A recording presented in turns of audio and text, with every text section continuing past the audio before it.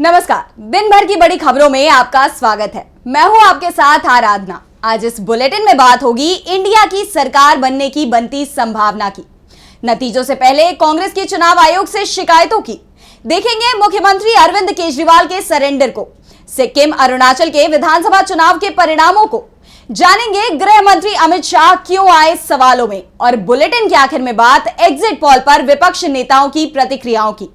लेकिन दिन भर की तमाम बड़ी खबरों से पहले एक नजर आज की सुर्खियों पर। पंजाब में बड़ा उलटफेर, आप विधायक शीतल अंगुराल ने वापस लिया इस्तीफा, चुनाव से पहले बीजेपी में हुए थे शामिल। किसान नेता राकेश टिकैत ने बीजेपी पर बोला हमला, कहा 400 पार बोल रहे मतलब सरकार की पूरी प्लानिंग तैयार, जनता बीजेपी को नहीं दे रही वोट और कह रहे जीतेंगे मोदी। काउंटिंग को लेकर हरियाणा कांग्रेस अलर्ट, दिल्ली में प्लानिंग, पोस्टल बैलेट में छेड़छाड़ की आशंका, हर काउंटिंग सेंटर पर तैनात रहेंगे एडवोकेट। वोटिंग खत्म होने के बाद सरकार का बड़ा फैसला, आम लोगों को लगा झटका, यूपी में बढ़ा टोल टैक्स, 2 जून की रात 12 बजे से नई दर लागू। ये तो थी सुर्खियां, अब बात आज की सबसे बड़ी खबर की। लोकसभा चुनावों की वोटिंग समाप्त होने के तुरंत बाद ही तमाम टीवी चैनलों ने एग्जिट पोल दिखाए और इन एग्जिट पोल को लेकर पहले से ही जो आशंका दिखाई दे रही थी वो सच साबित हुई।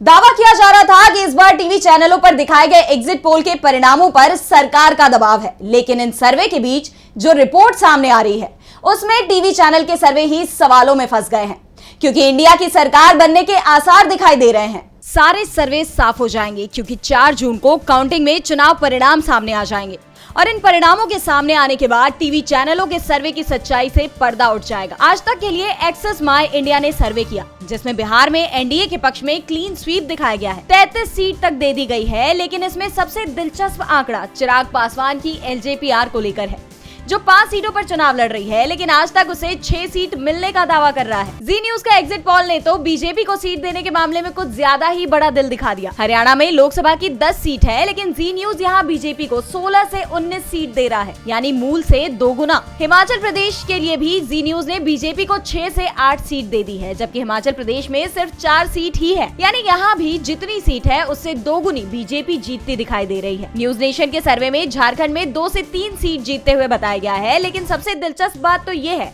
कि यहाँ पर सीपीएम सिर्फ 1 सीट पर चुनाव लड़ रही है। ऐसी तमाम गलतियां इन टीवी चैनलों के एग्जिट पोल में दिखाई दे रही हैं, जिससे ये एग्जिट पोल ही सवालों में आ गए हैं। तो दूसरी तरफ जनता का एग्जिट पोल देश बंधु डीबी लाइव ने दिखाया, जिसमें जनता के गुस्से की झलक दिखाई दी है। डीबी लाइव के एग्जिट पोल में एनडीए को 215 से 245 सीट मिलते दिख रही है, जबकि इंडिया गठबंधन को 260 से 290 सीट मिलने की उम्मीद दिखाई दे रही है, यानी इंडिया गठबंधन बहुमत का आंकड़ा पार करता हुआ दिखाई दे रहा है। ऐसे में बीजेपी के नेताओं को भी टीवी चैनल के एग्जिट पोल पर भरोसा नहीं हो रहा है। साफ दिख रहा है कि सरकार इंडिया गठबंधन बना रहा है, और जैसा कि पहले से ही तय है कि 8 जून को इंडिया गठबंधन का नेता पीएम पद की शपथ लेगा। टीवी चैनलों के एग्जिट पोल की तो पोल खुलती दिखाई दे रही है, जिससे ये पोल सवालों में आ गए हैं। तो दूसरी तरफ इस बार चुनाव आयोग भी सवालों में घिरा हुआ है। आज कांग्रेस फिर चुनाव आयोग पहुंच गई। नतीजों से पहले कांग्रेस ने आयोग के सामने अपनी चिंताएं रखी हैं। तो कांग्रेस अध्यक्ष मल्लिकार्जुन खड़गे ने भी पार्टी कार्यकर्ताओं को काउंटिंग को लेकर सख्त निर्देश दिए हैं। तो क्या है पूरा मामला, देखिए ये रिपोर्ट। चुनाव के एग्जिट पोल सामने आने के बाद विपक्ष रविवार को चुनाव आयोग पहुंचा।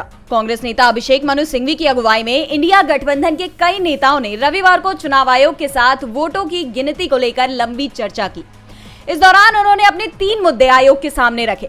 मुलाकात के बाद कांग्रेस नेता अभिषेक मनु सिंघवी ने प्रेस कॉन्फ्रेंस की। इस दौरान उन्होंने कहा कि ये तीसरी बार है जब इंडिया गठबंधन चुनाव आयोग पहुंचा है।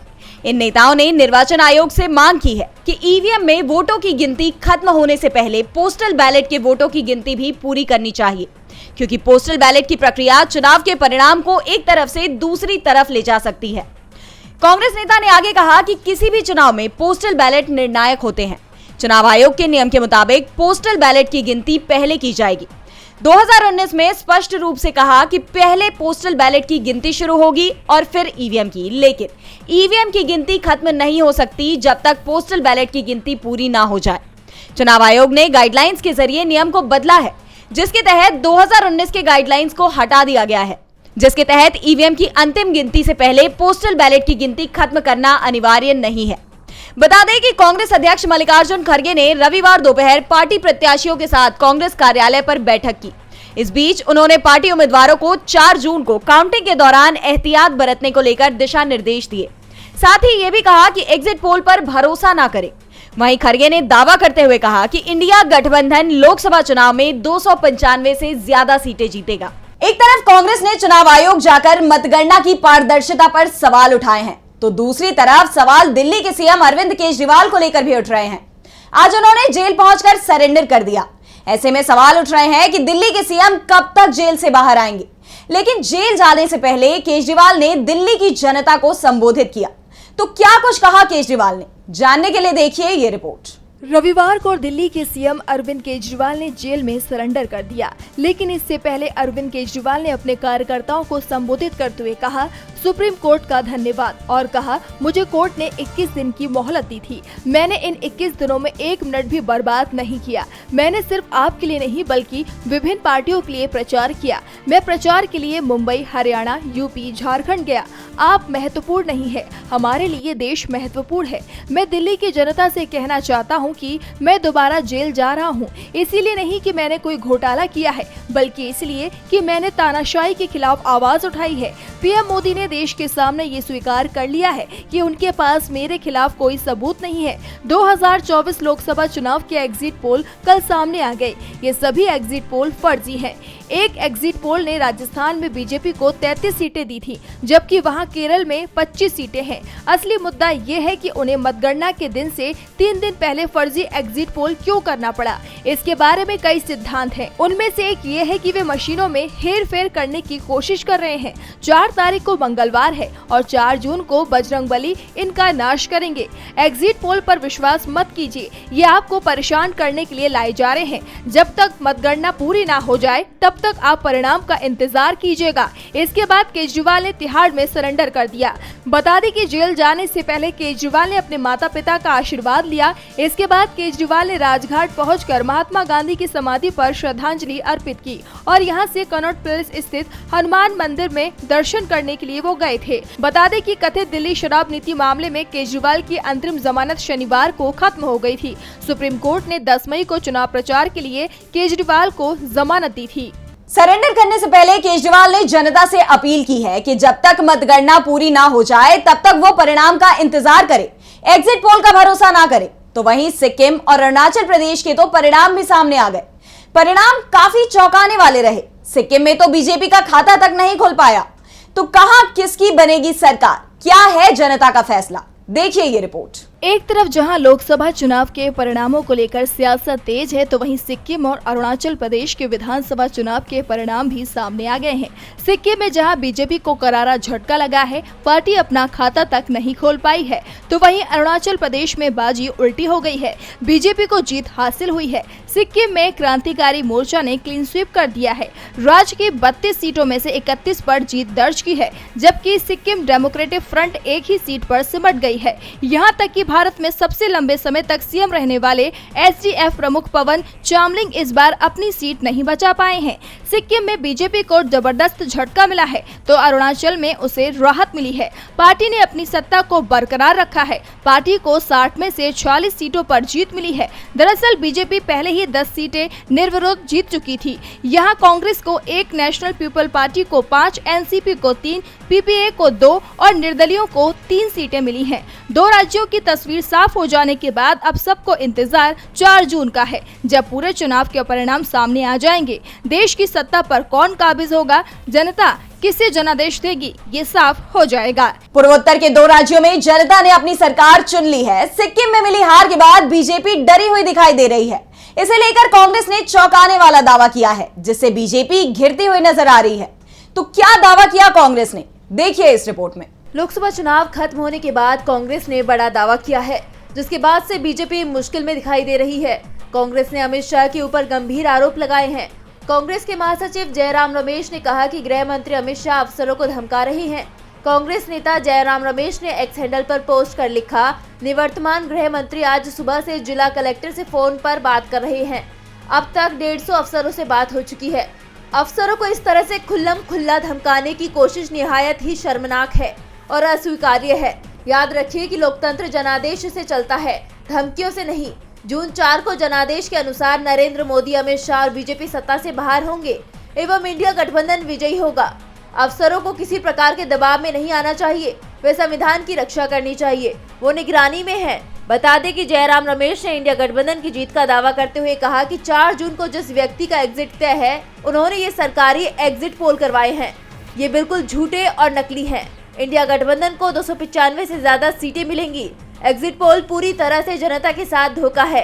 ये एग्जिट पोल लोगों को गुमराह करने, चुनाव आयोग और काउंटिंग एजेंट पर दबाव बनाने के लिए बीजेपी द्वारा कराया गया है। कांग्रेस के आरोपों से बीजेपी घिर गई है तो कांग्रेस मजबूत होती दिखाई दे रही है। महाराष्ट्र में सियासत गरमाई हुई है। कई नेताओं के कांग्रेस में शामिल होने को लेकर चर्चाएं शुरू हो गई हैं, जिससे महाराष्ट्र में बड़ा उलटफेर होने की संभावनाएं जताई जा रही हैं। तो क्या है पूरा मामला, देखिए ये रिपोर्ट। लोकसभा चुनाव के नतीजे आने से पहले ही महाराष्ट्र में बड़ा राजनीतिक उलटफेर हो सकता है। जी हां, लोकसभा चुनाव की मतगणना की तारीख जैसे जैसे नजदीक आ रही है, वैसे वैसे राजनीतिक दलों की बौखलाहट भी बढ़ती जा रही है। एक तरफ जहां दावा किया जा रहा है कि चुनावी नतीजे आने के बाद शरद पवार की पार्टी का विलय कांग्रेस में हो जाएगा, तो वहीं नतीजे आने से पहले ही अजित पवार की पार्टी के दिग्गज नेता व राज्य सरकार में कैबिनेट मंत्री छगन भुजबल घर वापसी कर सकते हैं। यानी भुजबल के शरद पवार की पार्टी में शामिल होने के कयास लगाए जा रहे हैं। कभी भी भुजबल के पवार गुट में वापसी की खबर आ सकती है। बता दें कि भुजबल अपनी पार्टी से टिकट न मिलने के कारण नाराज हैं। बताया जा रहा है कि भुजबल ने नासिक से टिकट मांगा था और बीजेपी के अमित शाह ने भी उन्हें आश्वासन दिया था, लेकिन मुख्यमंत्री एकनाथ शिंदे ने इस मांग को अस्वीकार कर दिया। बंटवारे में नासिक सीट शिंदे सेना के पास चली गई, जिस कारण से लोकसभा चुनाव में भुजबल का टिकट काट दिया गया। अब माना जा रहा है कि नतीजे आने के बाद भुजबल की घर वापसी हो सकती है। आपको बता दें कि अजित पवार की पार्टी एनसीपी के प्रदेश अध्यक्ष सुनील तटकरे ने दावा किया कि शरद पवार की पार्टी के कुछ विधायक और पदाधिकारी कांग्रेस में शामिल होना चाहते हैं। उनकी दिल्ली में कांग्रेस नेताओं से बातचीत भी हो गई है, लेकिन कांग्रेस शरद पवार को नाराज नहीं करना चाहती है, इसीलिए उन्होंने वेट एंड वॉच की पॉलिसी अपनाई हुई है। तटकरे ने दावा किया कि नतीजे आने के बाद उनकी पार्टी में बड़ी संख्या में लोग शामिल होंगे। और बुलेटिन के आखिर में देखते हैं एग्जिट पोल पर छिड़े सियासी संग्राम को। एग्जिट पोल के आंकड़े जहां देश की राजनीतिक स्थिति को दर्शा रहे हैं, वहीं एग्जिट पोल को लेकर विपक्ष के तमाम नेताओं की प्रतिक्रिया सामने आई है। विपक्ष ने टीवी चैनलों के एग्जिट पोल को सरकारी पोल करार दिया है। तो एग्जिट पोल पर क्या है विपक्ष की प्रतिक्रिया, देखिए ये रिपोर्ट। लोकसभा चुनाव के नतीजे 4 जून को सामने आएंगे। इससे पहले सीटों पर जीत के दावे को लेकर बयानबाजी जारी है। मतदान खत्म होने के बाद ही एग्जिट पोल जारी किए गए। टीवी चैनलों के एग्जिट पोल में बीजेपी और उसके सहयोगियों को 400 के करीब सीटें दी गई हैं। इसे लेकर विपक्ष के तमाम नेताओं ने कई तरह के बयान दिए हैं। इस दौरान कांग्रेस सांसद राहुल गांधी ने एग्जिट पोल पर कहा कि ये एग्जिट पोल नहीं, इसका नाम मोदी मीडिया एग्जिट पोल है, ये मोदी जी का पोल है। इसके साथ ही उन्होंने सीटों को लेकर कहा कि सिद्धू मूसेवाला का गाना है 295, हम 295 सीट जीतेंगे। तो वहीं सपा प्रमुख अखिलेश यादव ने ट्वीट कर लिखा कि एग्जिट पोल का आधार ईवीएम नहीं डीएम है। प्रशासन याद रखे, जनशक्ति से बड़ा बल और कोई नहीं होता। अखिलेश ने आगे कहा कि एग्जिट पोल की क्रोनोलॉजी समझिए। विपक्ष ने पहले ही घोषित कर दिया था कि भाजपाई मीडिया भाजपा को 300 पार दिखाएगा, जिससे घपला करने की गुंजाइश बन सके। आज का ये भाजपाई एग्जिट पोल कई महीने पहले ही तैयार कर लिया गया था, बस चैनलों ने चलाया आज है। इस एग्जिट पोल के माध्यम से जनमत को धोखा दिया जा रहा है। तो वहीं एग्जिट पोल पर तेजस्वी यादव ने कहा कि उन्हें एग्जिट पोल पर नहीं, जनता पर भरोसा है। उन्होंने दावा करते हुए कहा कि 4 जून को इंडिया गठबंधन की सरकार बन रही है, एनडीए जा रहा है। इसके साथ ही उन्होंने बिहार में इंडिया गठबंधन को 20 से ज्यादा सीटें मिलने का दावा किया। आप सांसद संजय सिंह ने अपने एक्स हैंडल पर 2021 का पश्चिम बंगाल का एग्जिट पोल साझा करते हुए लिखा कि 2021 में पश्चिम बंगाल में सभी टीवी चैनल बीजेपी को प्रचंड बहुमत से जिता रहे थे, जबकि आई मात्र 77 सीट। एग्जिट पोल तो बीजेपी ऑफिस में बना है। वहीं ममता बनर्जी ने बयान देते हुए कहा कि एग्जिट पोल सही होते नहीं देखा, एग्जिट पोल का महत्व नहीं है, बंगाल में हम सभी सीट जीतेंगे, अखिलेश और स्टालिन अच्छा प्रदर्शन करेंगे। तो आज इस बुलेटिन में इतना ही। देखते रहिए डीबी लाइव। नमस्कार।